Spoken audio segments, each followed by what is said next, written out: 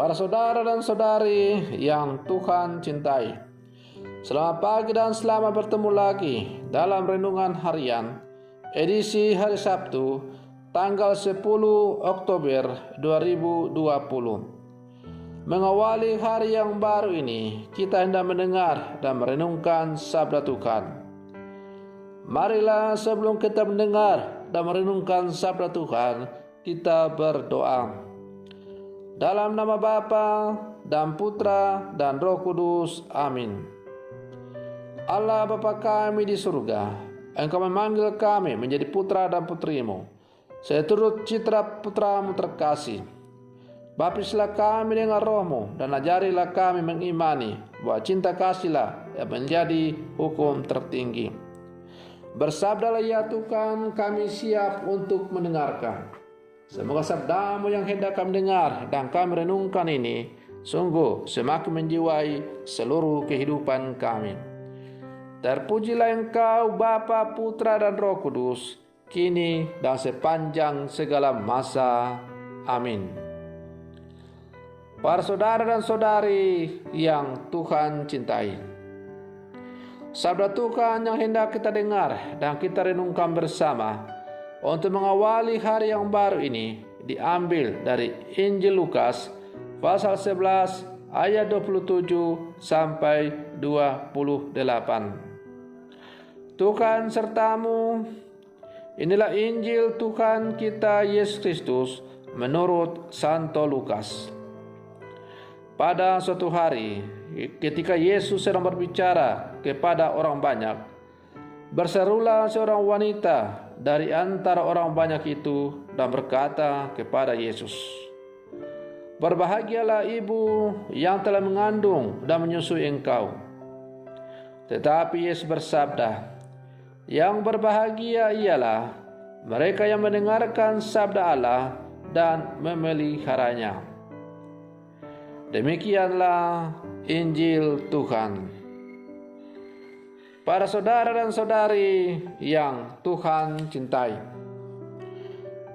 bacaan Injil yang hari ini kita dengar dan kita renungkan sungguh amat singkat, namun memiliki pesan yang sangat luas dan mendalam.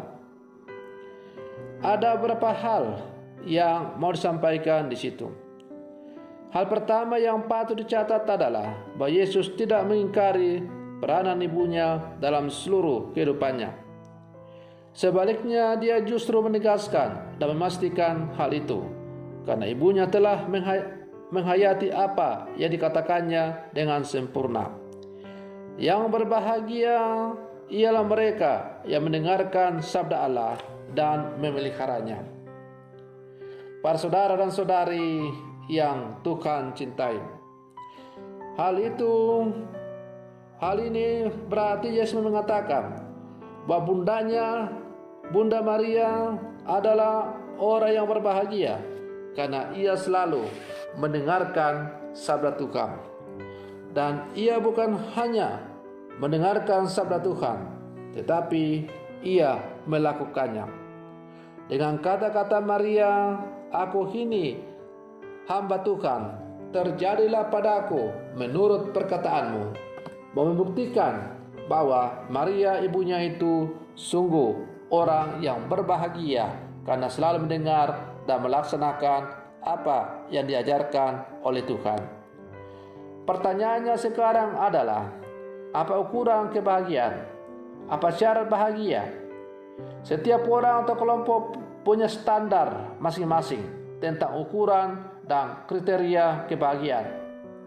Salah satunya adalah kemerdekaan.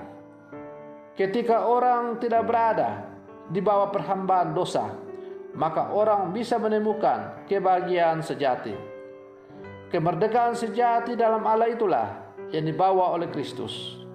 Maka pesan Santo Paulus, Yesus Kristus memerdekakan manusia dari belenggu dosa.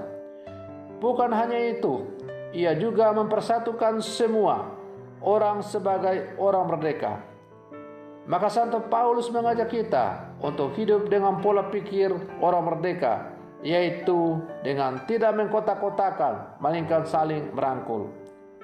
Para saudara dan saudari yang Tuhan cintai, yang berbahagia ialah mereka yang mendengarkan firman Allah dan memeliharanya. Kesediaan untuk membaca dan merenungkan firman Tuhan menjadi pintu masuk untuk memperoleh hikmat dan hidup secara benar sebagai orang beriman di hadapan Tuhan dan sesama.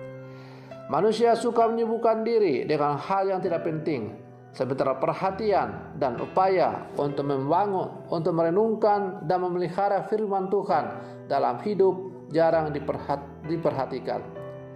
Manusia beriman yang berbahagia adalah orang yang setia merenungkan dan menghidupi firman Allah dalam hidup dan karya.